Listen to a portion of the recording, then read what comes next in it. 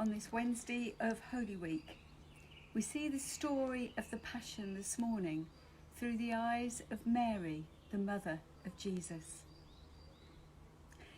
I remember that day when Joseph and I took our young baby to the temple for purification, tiny and small, cradled in my arms.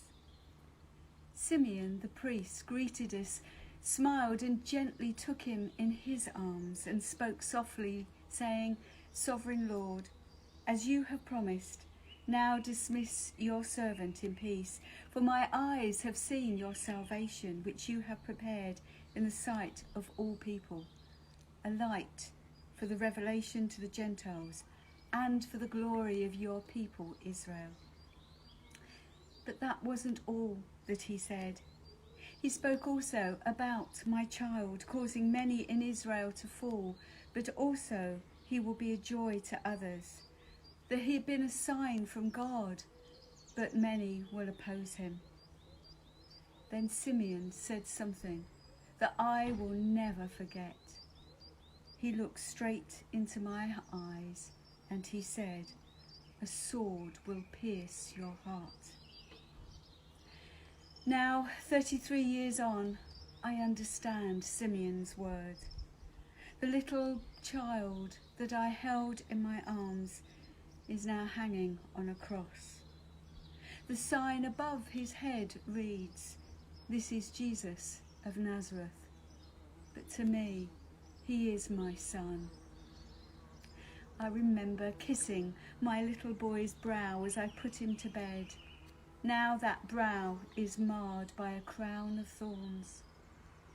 I remember guiding his tiny hands and feet as he learnt to walk, and now those hands and feet are nailed to a cross. I remember rubbing his back, consoling him when he was crying with new teeth coming through.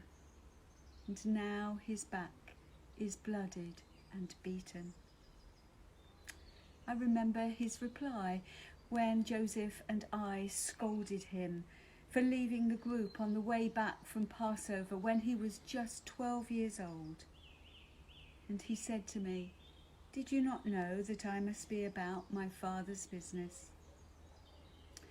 I didn't understand what he meant then, but now, all those years later, I begin to realise his life was not shaped by my will, his mother, but by his heavenly Father's will. Now I understand.